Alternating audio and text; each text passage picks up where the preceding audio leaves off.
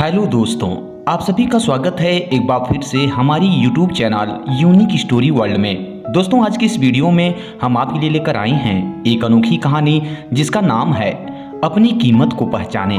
तो चलिए दोस्तों, आपका ज़्यादा समय ना लेते हुए इस कहानी को शुरू करते हैं। निशा एक प्राइवेट कंपनी में काम करती थी, लेकिन कुछ दिनों से वह काफ़ी डिप्रेशन में थी। जब ये बात उसके पिता को पता चली तो उनको अपनी बेटी की काफ़ी चिंता होने लगी। निशा का 25वां जन्मदिन आने वाला था। पिता को अपनी बेटी की काफ़ी चिंता थी, इसलिए उन्होंने अपने बेटी से उसके डिप्रेशन का कारण जानने की काफ़ी कोशिश की, लेकिन वो अपने पिता को कुछ भी बताना नहीं चाहती थी। निशा के पिताजी कुछ भी करके अपनी बेटी को डिप्रेशन से बाहर लाना चाहते थे, इसलिए उन्होंने उस हर एक जगह जाकर अपनी बेटी के बारे में जानकारी हासिल की जहां उनकी बेटी सबसे ज़्यादा समय बिताया करती थी, और वहां के लोगों से पता किया कि आखिर उसके जीवन में चल क्या रहा है। काफ़ी जांच पड़ताल के बाद निशा के पिता को इस बात की जानकारी मालूम हुई कि निशा जिस कंपनी में काम करती है वहां उसके ऊपर के अधिकारी उसके काम में अक्सर गलतियां निकालते रहते हैं और उसे डिमोटिवेट करते रहते हैं। पिता होने के नाते अपनी बेटी की ऐसी दशा देखकर उन्हें बहुत दुख हुआ, लेकिन उन्होंने ठान लिया कि वह अपनी बेटी को इस परिस्थिति से निकाल कर रहेंगे। अतः निशा के जन्मदिन पर उसके पिता ने निशा को अपने पास बुलाया और निशा को एक गाड़ी की चाबी देते हुए कहा, बेटी, यह गाड़ी मैंने तुम्हारे लिए कई सालों पहले ली थी, लेकिन तुम्हें दे नहीं सका। आज मैं यह गाड़ी तुम्हारे जन्मदिन के मौके पर तुम्हें देना चाहता हूँ, लेकिन तुम्हें मेरे लिए एक काम करना होगा। निशा ने अपने पिता की बात मानते हुए कहा कि बोलिए पिताजी, मुझे क्या करना होगा। निशा के पिता ने कहा, बेटी, इस गाड़ी को लो और इसे भंगार वाले के पास जाकर इसकी कीमत पता करके आओ। अपने पिता के कहे अनुसार निशा भंगार वाले के पास गई और उससे गाड़ी की कीमत पूछी और अपने पिता के पास वापस आ गई। पिता के पूछने पर निशा ने उन्हें बताया कि भंगार वाले के मुताबिक यह गाड़ी काफी पुरानी है और कई जगह से जंग भी खा चुकी है, इसलिए उसने इसकी कीमत 10,000 रुपये लगाई है।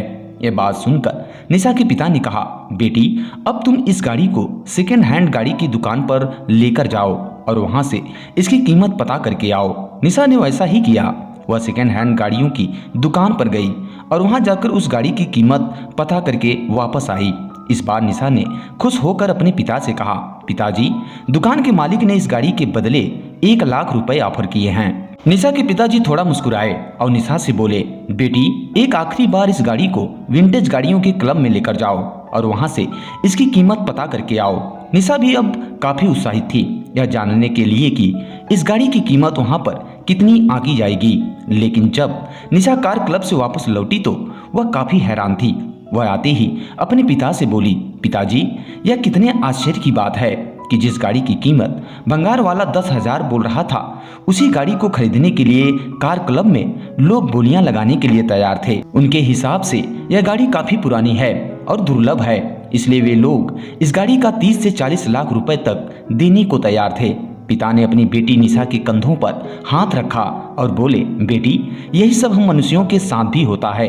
अगर हम गलत जगह पर होते हैं तो हमारी कीमत कम आंकी जाती है, हमें वह पोजीशन, वह इज्जत नहीं मिलती जिसके हम योग्य होते हैं। इसलिए जब भी कभी हमें लगे कि हम में कोई कमी है तो एक बार ऐसा जरूर सोचना कि हो सकता है कि हम गलत जगह पर हो, और जब हमें हमारी सही जगह मिल जाती है तो हम वहां अच्छे से काम भी कर पाते हैं और लोगों से हमें अच्छी प्रशंसा भी मिलती है।